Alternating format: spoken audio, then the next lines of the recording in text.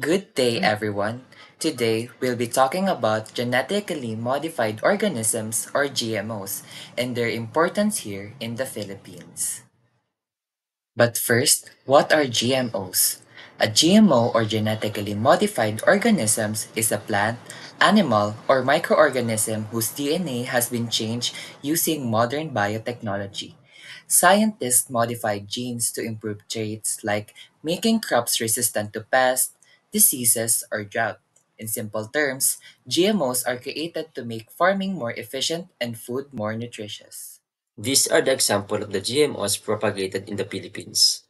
The first GMO approved for commercial propagation in the Philippines was BT corn, the year 2002.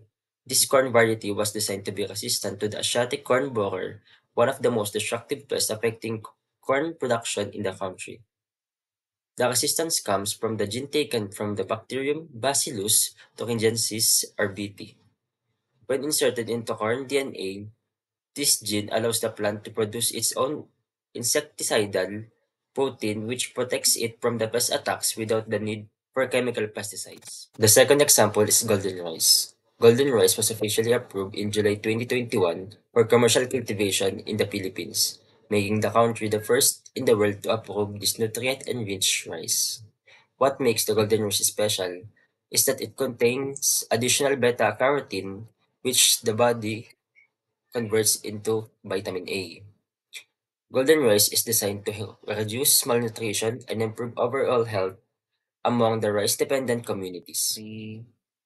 The third example is the genetically modified papaya, also known as the papaya ring spot virus resistant, PRSVR papaya.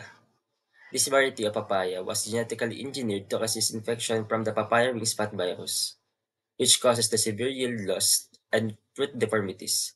The project was inspired by the success of the Hawaiian rainbow papaya, which was also genetically modified for the same purpose. With this development, Filipino papaya farmers can now protect their crops from virus attacks, leading to the better fruit quality and more stable production. Positive effects of GMOs in farming: increase crop yields, reduce pesticide use, tolerate harsh conditions, and decrease food waste. And this is the positive effect of GMOs in health.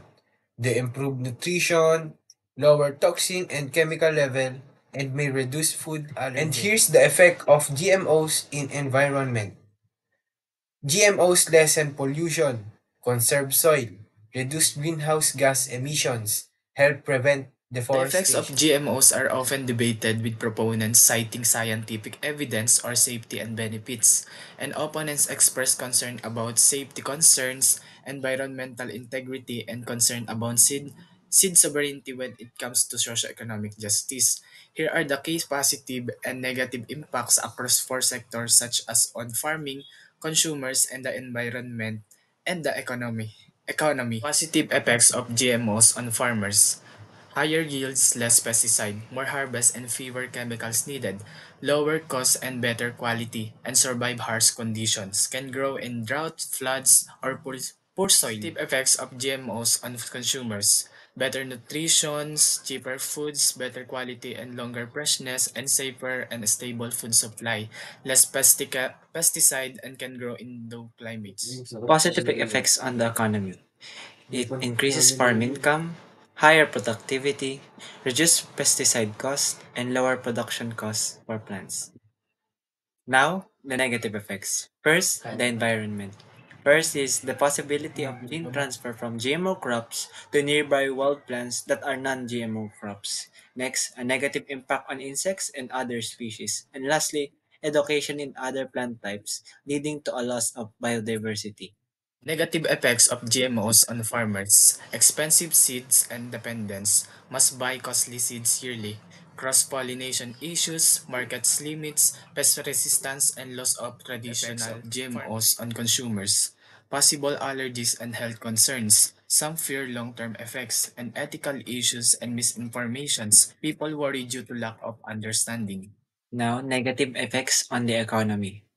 Because of GMOs, it is high seed costs, corporate control, and increased dependency on it.